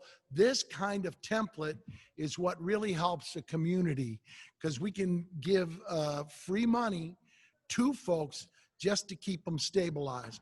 I've been out on the streets for a long time, folks, both as a probation officer, as a counselor, as an educator, as a teacher, and in law enforcement. And I think one of the great gifts is that we all know that that kind of money can really help make a difference in any human being's life. So tonight, I'd like to ask if anybody could give $1,000. That would be great. Anybody give $1,000. We want to thank, I have to say, we got to thank some of the banks are rolling in from our community. $500 donation from West America Bank. Thank you so, so much. We are so grateful for that. And another $500 donation from Bank of Marin. Thank you, folks at Bank of Marin. And the spirit of Marin and the spirit of banking being investors in our community is profoundly important to all of us. And what we try to do is make sure that we're hearing and we're listening to those folks out there in the community. It's not just one person. It's a board of folks who study the need, and then, like we saw with that youngster that just need a crib built, and we get that volunteer labor over there and put that together and take the stressors off the mom. Come on. This is an amazing thing to see unfold. So if you can give 1,000, if you can give 500, this is what we're asking for. Do what you can to help us out, lift community. We look all out, and we want to spread this idea out all over the country so that other folks who are reclaiming and redeeming themselves can come out and participate. If anybody will tell you, if you volunteer to help in kindness, love, compassion, and connection, this is where we really do lift up the communities that we live in. And that connection to let people know in the neighborhood that you're loved, you're respected, you're honored, you're treated well. There is no other thing that I have ever been involved with that teaches that grassroots level that really works. The grassroots is what works. And that's what helps people out there. Want to thank Chris Harmer for a $100 donation. Anybody giving any kind of money is still a gift to us, each and every one of us. We have raised $26,860 so far. Think of that, folks. There's some folks that will sleep well tonight, and we become the answered meditative prayer for many of the folks out there who are wondering about how they're going to survive, how they're going to survive COVID, how they're going to survive their rent check, how they're going to get help with their car to be repaired. 26,000 so far. We're asking some of you out there to feel it and to know. I think a great teacher, and her name is Mother Teresa, and she talked about the suffering on the streets, and it's all of our job to notice it and not look the other way. And Dr. Martin Luther King said, if you look the other way when you see suffering and hurt and hunger, you're already passed away. Inside you, your spirit has not done anything, but it doesn't know what it's here to do, what it could have accomplished, and what we're here to become. So what I'm asking, and we are asking on behalf of Wednesday's Gift before our good friend Paula comes on, is to take a look inside. When I was working with little kids one day, I said, hey, boys and girls, don't overstand people, understand people. And one of the little kids raised his hand and said, yeah, but Mr. Mike, really, don't you as well think we need understanding of ourselves and others? And it was such a profound moment. We've made things a competition at times. So we're asking, when I was telling little kids, and they're so wise of soul and so unfiltered, I said, you don't have to blow somebody else's candle out to make sure yours shines brighter. And one of the second graders goes, Mr. Mike, if you bully people and blow out candles, eventually you'll be the one in the darkness. A second grader can teach us as well as any leader in our country, in politics or in religion. Their hearts are purely set to teach us that compassion that we need to have for each other and that connection, because they watch what we do. Oh, sure, it's great for them to see us talk, but what they know is the best sermon anytime is a good example. Tonight, I want to thank John Charbonneau for a $500 donation. This is the kind of stuff that we're really grateful for, these donations. Broadwing Capital Advisor, another $500 donation. These kind of opportunities come along once in a lifetime, folks, to help us understand how important this is. Please, if you see us tonight, tomorrow, the next day, take a look at our website, donate, make a difference out there, and help each other. A $1,000 donation from Hartnett Construction. And you know, when you think about what construction folks do, they're building the community that we will live in. And after fires and smoke and floods and some of the hurricanes and stuff, and earthquakes, these folks are still dedicated to the fact that they're building a community. And that community unity comes with the structures they build, the hearts they share. And folks like Sid Hartnett, he's always been a leader. He's always been that kind of guy in the community that helps us all. This kind of stuff is what makes a big difference in us.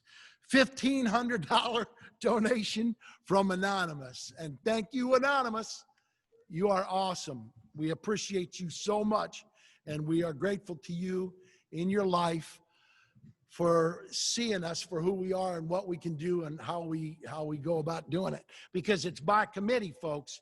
And so we're asking you to donate 500, 50, 100. Give us a text, give us a call. Want to thank a $1,000 donation from Olaf Recovery Programs. Thank you, guys.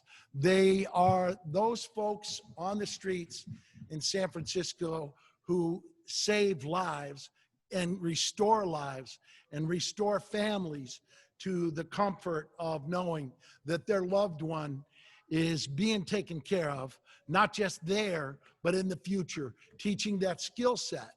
And that's why when we're helping them, they for sure see who we are. They know who we are. And many of the folks who come with us and join with us to do this, they do amazing stuff to help the community. And that volunteerism, you know what, folks? I've been on those streets, and I have to tell you something. As a former law enforcement person, what really works, we can't arrest our way out of crime. We can't suppress our way out of crime. We can't fix all the mental health issues out there, but we can sure make a dent in it and help them. So all of a sudden, if you see this, you take a look at us and help us out. So Charles Bronson, Sheila L., in honor of our sponsors, thank you. This just in, $31,000. And I just want to thank all of you. And tonight, to top our show off with the superstar, to make everybody lift up and gift up, please welcome our good friend and a beloved friend of the comedy community for many, many years. Please welcome Paula Poundstone. Hey, everybody. How you doing? I'm, you know, some of the performers that you saw were in, like Mike, is in a theater where there's no audience. They're just in a theater. And there might be one or two people walking through, but they're just in a theater because of the situation that we're in. And Don, you were brilliant. I don't know where Don is. He's in like a fake backgroundy fantasy land. And by the way, when he stood up and he said he had no pants, I saw his penis. I don't know if any of you did, but I did. And but I'm at home. I'm in a corner at home, and unfortunately, I guess I can shut this window. My dog, Mo, I have two big dogs, and one of them, well, I guess they bark at airplanes, and they've barely budged all day because it's 100 and fuck outside, and so they barely move. But now, as it's cooling off, they're coming to life, and they bark at airplanes, and apparently the Blue Angels are doing like a show just outside my window. So this is one of the things. It's part of the pandemic. Is not only are we suffering from the both acquiring and the threat of acquiring a terrible disease, but we're also stuck doing Zoom. And I'm not sure, frankly, whether having a mild case of COVID would be as bad as having to do Zoom. A mild case, a very mild case. But so if you hear the dog barking, what can I tell you? Thank you very much for inviting me. I'm really, really happy to be here. And I think my favorite part was here's one of the things that's wrong with Zoom. So you're doing a comedy show, right? And what you really need is response. It's not like being a musician. You know, you can do an intimate concert in your living room and people think, isn't it great? This is like the silver lining of the pandemic is, oh my God, I saw Judy Collins last night. She was in her living room. Oh, it was so great. Comedy, I've always been jealous of musicians for this reason. Comedy requires reaction, right? But not, what's that fucking chat? Comedy does not require chat because say you were working in a theater. That's what I used to do. I used to work in theaters. I tell my little jokes on a stage in front of a large crowd. No one ever took like a little notepad out of their pocket and like wrote a note about what I was doing and sent it up. That's not your job, audience. You can laugh or not laugh. You can't like get a fucking carrier pigeon and send it to the stage. Tell everyone not your job. But it's not your fault because Zoom has that feature and it is not appropriate to a comedy show. It just doesn't make any sense. So anybody who wants to chat, I want you to know right now, I'm talking to you via the camera. I can't stop and look at your chat thing. And frankly, I'm not that interested in what you have to say. There, I've said it. I thought that Joe was absolute. Is that his name, Joe? The guy in the office of the Atlanta nightclub. Is that where he was? John. John. Oh my God, he was funny. And people were fucking doing their goddamn chat thing. What the hell has happened to everybody? This is why movie theaters remember movie theaters? Oh, yeah. This is why movie theaters used to spend like 20 minutes before the film with an animated thing telling people how to behave during the movie. Nobody knows anymore. So this Zoom thing, and we've had movie theaters forever, but this Zoom thing is very, very new, and we haven't really worked out the parameters. But here's one of the parameters while I'm talking. No fucking chatting. Stop it. All right. So I get about 20 or 30 what's it called? Emails from Democratic candidates and Democratic organizations every day. And they're asking for money. And so whatever the subject line is, whatever the line says when it comes up on my Gmail thing, if you click on it, it's pretty much the same thing that it always is, which is, can you give 5? Can you give 10? We'll match you if you give 50. Well, really, if you have another 50, just go ahead and throw it in. Don't wait for me. But so, in the beginning, I used to give money to the Democrats because I had a job. And so when they sent an email, I didn't do it every time, but I I gave a lot of money to the Democrats. Happy to do so, by the way. I think the lady who was upset about politics left already, so don't worry about that.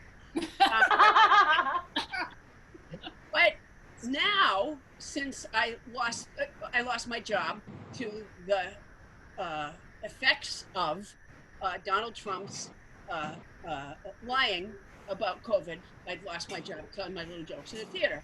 So in the beginning, before COVID, when I would get these emails, they were generally pretty straightforward. Here, I wrote one down for you.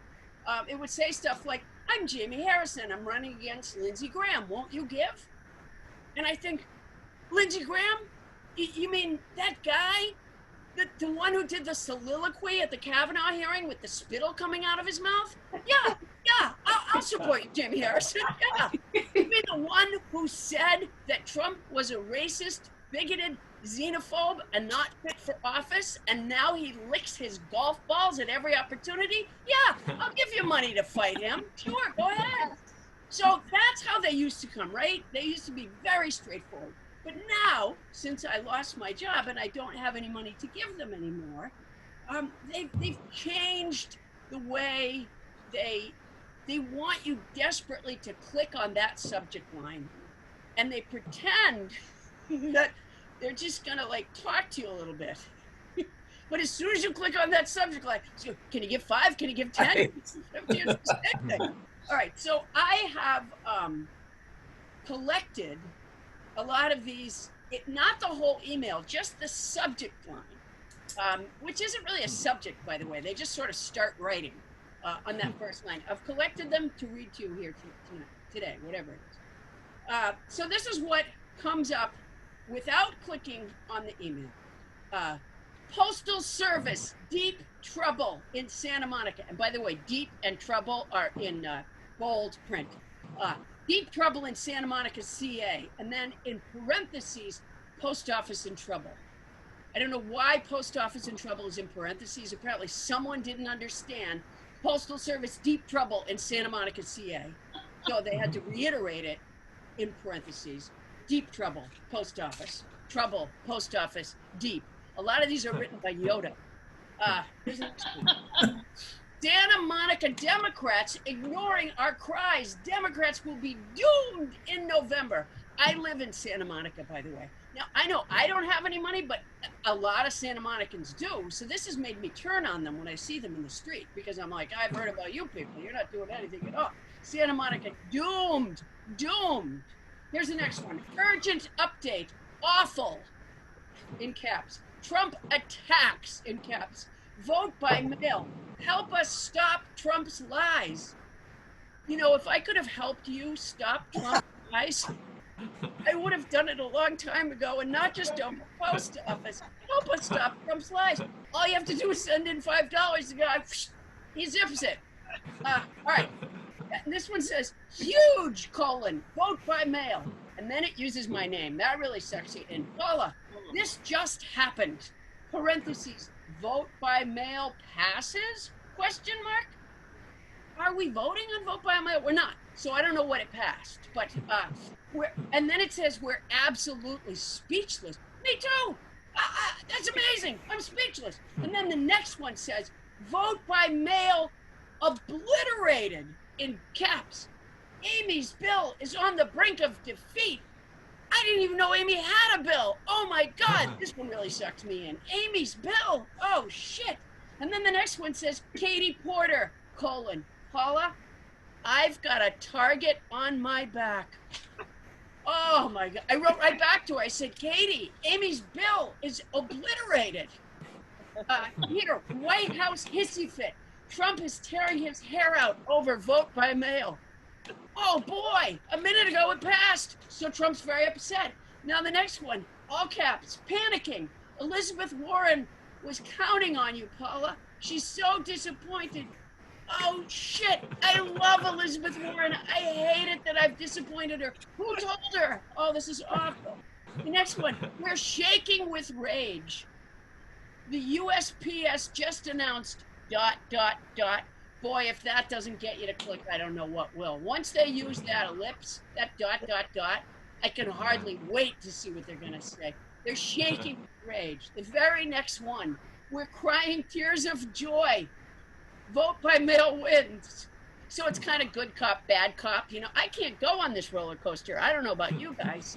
In one day, they'll say, we're shaking with rage. We're crying tears of joy. We're shaking with rage again. We're crying tears of joy again. You know, you might be bipolar. You might want to look at official announcement. Oh, this one really sucks me in because when I didn't give money for the other ones, then they tried to make me think they needed my advice. That's the next tag.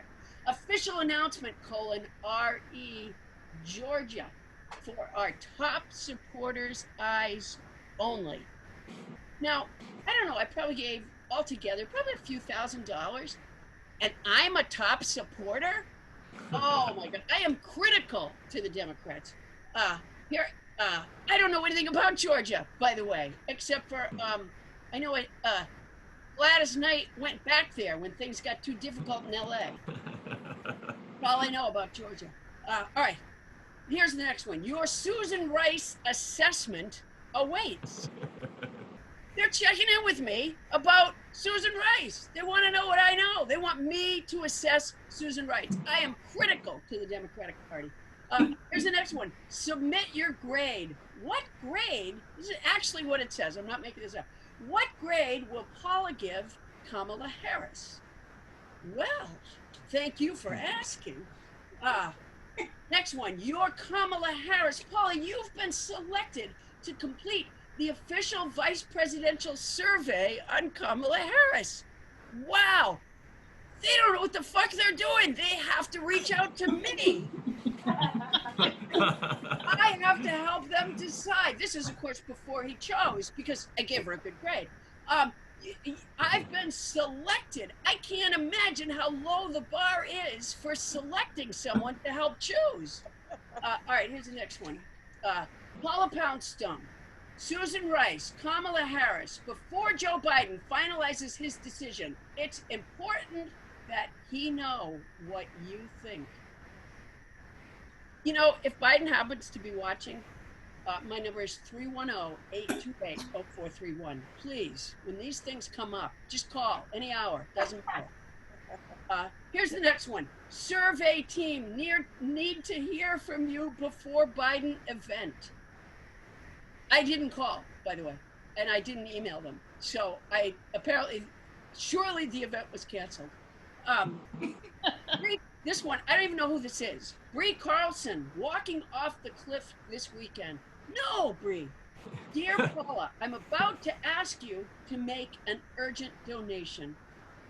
Well, Bree, when you actually do it, let me know. Here's one. Urgent. Don't want to scare you. That was the whole thing.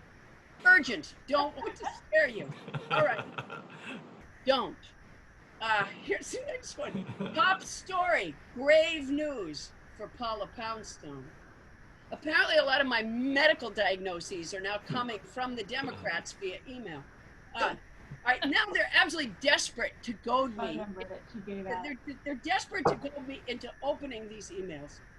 So this is the subject line. It said, Paula approves of Donald Trump? You know what they wanted? They wanted me to go, oh no, I don't. And then you click, we give $5, we give $10, we give $15. Oh boy, that one, I was this fucking close to the computer keys. I was like, oh, don't you say that about me. The next one says, Paula loves Donald Trump? This is like KISSING. This is like a schoolyard taunt, for Christ's sake. All right, here's do you think Donald Trump is dangerous? Select yes or no. Apparently, they have no idea over at the Democratic headquarters. They're just sitting, wringing their hands. We think he might be. We don't really know. We put kids in cages. I'm not sure. What do you think? You know what? Run it by Paula. That's the best way to get to the bottom of whether or not. Anybody have her number? Yeah, I think it's 310-828-0431. Oh, here's a good one. Signed the happy birthday card to President Obama. And then in parentheses, it says, this is a surprise. Ah, shit. You should have told me it was a surprise. I already called him and wished him happy birthday. Oh, damn it. I feel horrible. I gave it away. Here's the next one. It's over, it says, abandoning Jamie Harrison, and in caps, no one is donating to help Jamie Harrison beat Lindsey Graham. No one. Well, you know what?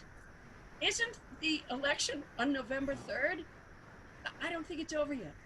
Just, all right. Here's one of my absolute favorites. Rachel Maddow just won a major award. That was the whole thing. And then you click, and will you give $5? Will you give $10? Will you give 10?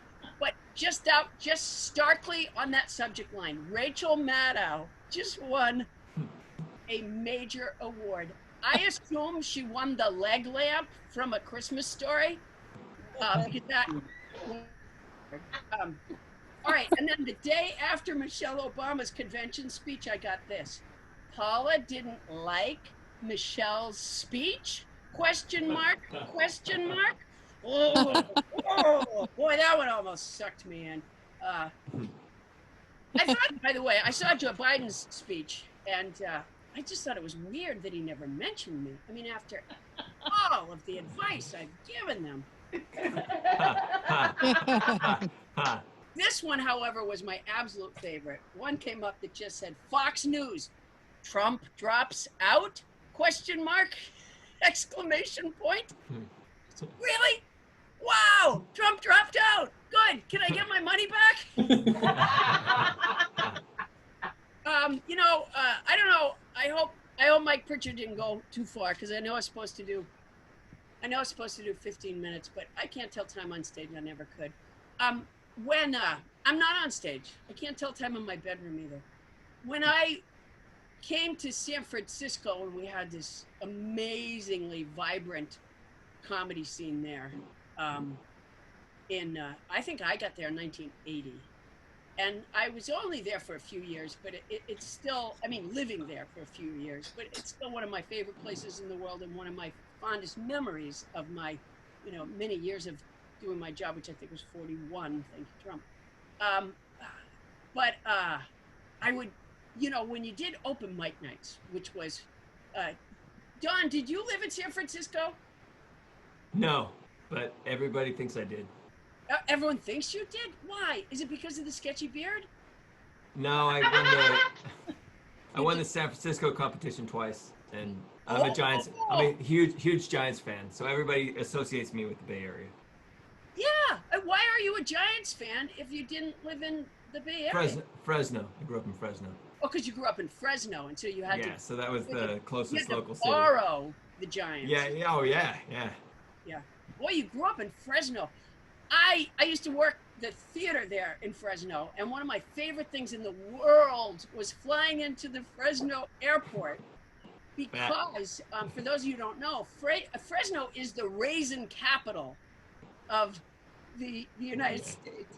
And so you know how sometimes when a town is very sort of proud of their local industry, the airport will have not just a billboard, but actual kind of wallpaper of whatever industry that may be. For example, somewhere in Pennsylvania, while you're standing to get your bags, there's this Peeps, the little marshmallow yellow duckies they make somewhere in Pennsylvania. Yeah. And so you'll be standing like with this wallpaper of Peeps all around. But in Fresno, they have the sun-made raisin maid, whatever she is. And I noticed, Don, I don't know the last time you were there, but they have changed her a little bit. I think they they've updated her. She seems bigger breasted than she used to be. I don't think it's a new one. I think they just, on the drawing board, just made her bigger breasted, because apparently they had done some sort of focus group where they gave people some raisins, and they just, when she had smaller breasts, they just sort of ate one or two, like that. But then when they saw like giant breasts on her, they were just, the whole box tossed into their mouths. She had some work done. Yeah, I think my favorite thing is that, not just the wallpaper, but there is, and Don can validate for me, I'm not making this up, there is a glass display case in the middle of the terminal with a large box of sun-made raisins a medium-sized box of sun-made raisins, and a small box of sun-made raisins. It's right in the center. You can't miss it. It's like right in the center of the hallway. The gate's over here and the gate's over there. Right in the center is this glass case, display case. I've taken pictures of it. I have never seen anyone else, and I've been through there many times. I've never seen anyone else looking at the raisin display.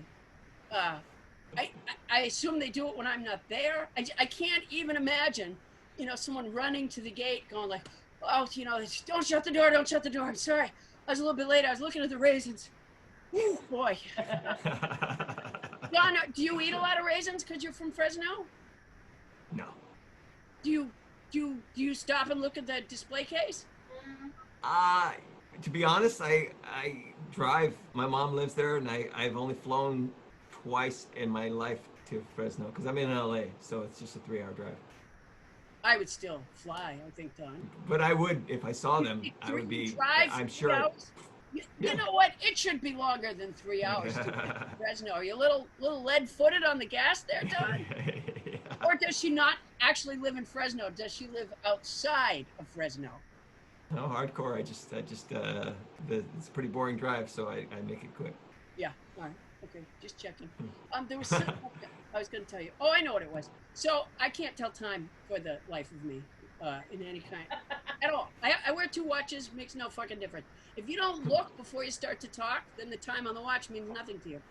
And let's face it, it's 2020. No one knows what time it is. No one knows what day it is. And during 2020, banks and courts don't even put the date at the top of the page. They just go on or about 2020. All right. Thank you so much. Continue to donate to Wednesday's Gift. It sounds like a great organization. Thank you, Mike. Thank you, Don. Thank you, Anthony Child. Rich Friedman. All right. Yay, thank you. That was fabulous. Hilarious.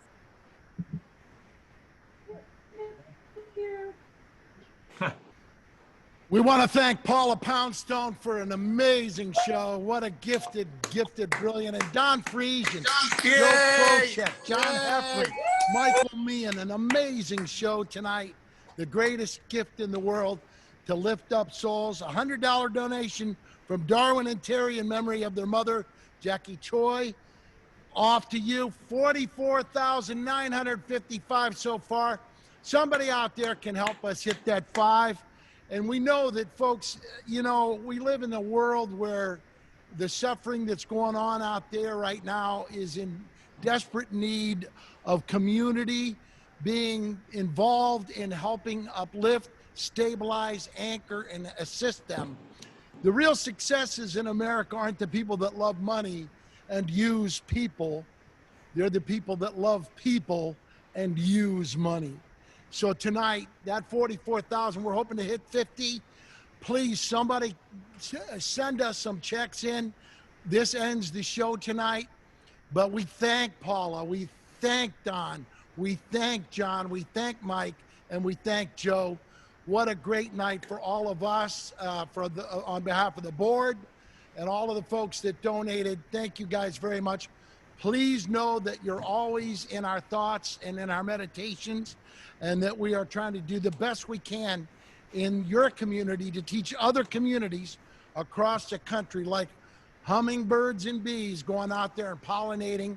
We're trying to make sure that everybody knows this is the way to fix community unity and to bring each other to that lifted soul who has recovered themselves and now wants to be doing that self-esteem work that lets them be happy in the service work and sacrificing out there. Thank you all very, very much. We at Wednesday's Gift, God bless all of you and your families and your kids. And tonight, there's a little boy who's laying down somewhere, a little girl laying down somewhere. And we have become tonight the answered prayer for their mom or their dad to get help. That's all we're asking for, folks. Somebody write that last check and make us go over and hit 50. Bless you all. Thanks very much. Wednesday's Gift, we thank you so much. Have a good night. And to all of our folks who are here tonight, thank you.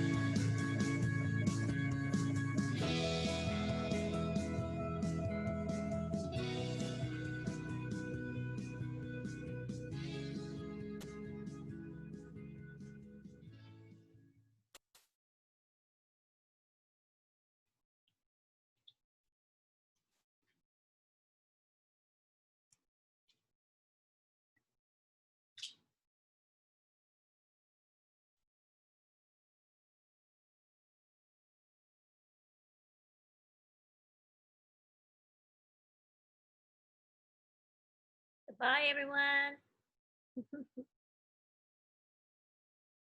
Great show.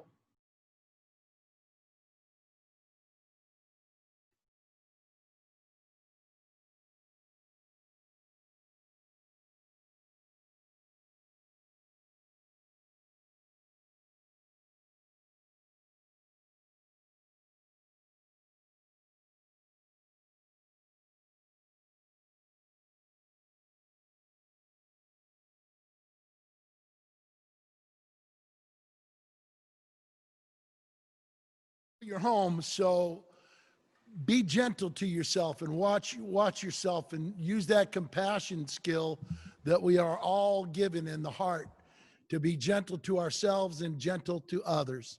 Have a great night, and thank you ever so much for all you did for us tonight.